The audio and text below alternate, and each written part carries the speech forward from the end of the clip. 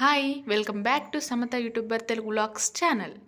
ఈరోజు రెసిపీ ఏంటో తెలుసు కదా, తెలంగాణ స్టైల్ సర్వపిండి రొట్టె.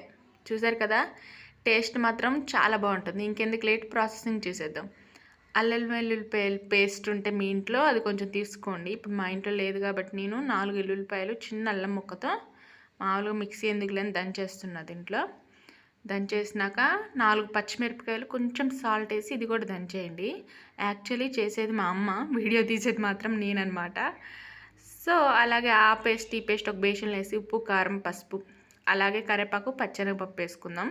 పచ్చెనగపప్పు నానపెట్టేసుకోవాలి. నానపెట్టుకొని 2 టైమ్స్ క్లీన్ చేసుకొని వేసుకోవాలి, ఎందుకంటే ఇసుకుంటుంది అనమాట దాంట్లో.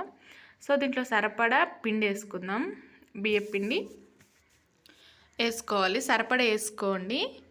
ఇంకొంచెం వేసుకుంటే సరిపోయిద్ది అనమాట, ఎందుకంటే ఈరోజు మా ఇంట్లో అందరూ ఇది బాగా తింటారు.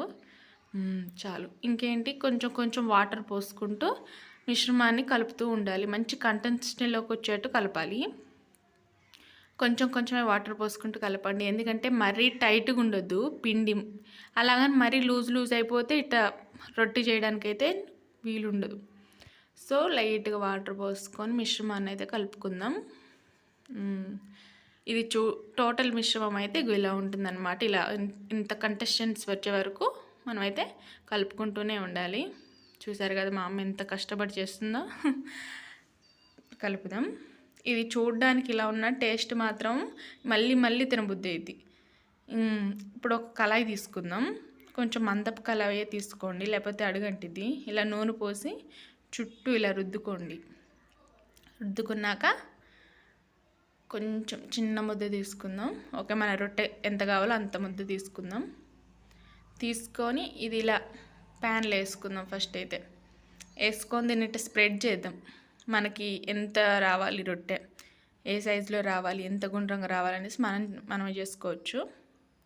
ఓకే, వీటి ముందు పిజ్జాస్, బర్గర్స్, ఇంకా ఎక్స్ట్రా ఫుడ్ అయితే ఒక మూలకు కూడా రాదు. నిజంగా అంత టేస్టీ ఉంటుందన్నమాట.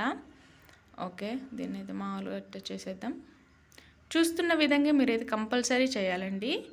చక్కగా అప్పుడే టేస్ట్ బాగుంటుంది. చిన్నప్పుడైతే నేను స్కూల్ నుంచి వచ్చేసరికి మా అమ్మమ్మ కంపల్సరీ, అప్పుడు మన వాళ్ళకి ఇవన్నీ తెలియదు కదా, ఇవే చేసేటోళ్ళు అనమాట. ఇప్పుడంటే స్నాక్స్, కుర్కురేస్ అవన్నీ ఉన్నాయి.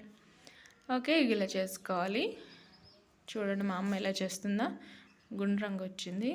ఓకే, ఇప్పుడు దీనికి మా అమ్మ హోల్స్ పెడుతుంది. ఇది ఎందుకో తెలిస్తే మీరైతే కామెంట్ చేయండి, ఈ హోల్స్ ఎందుకు పెడతారో. మరి హోల్స్ పెట్టుకుందాం. పర్ఫెక్ట్. ఇంకేంటి, ప్యాన్ మీద పెట్టేసుకున్నాం, కాలిందిగా తీసేద్దాం. చూసారు కదా ఎలా ఉందో.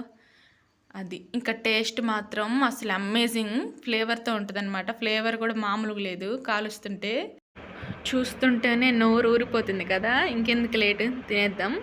తింటుంటే మాత్రం భలే స్వర్గమే అండి. మరిన్ని వీడియోస్ కోసం అయితే ఇప్పుడే నా ఛానల్ సబ్స్క్రైబ్ చేసుకోండి. Please subscribe my channel. Thank you.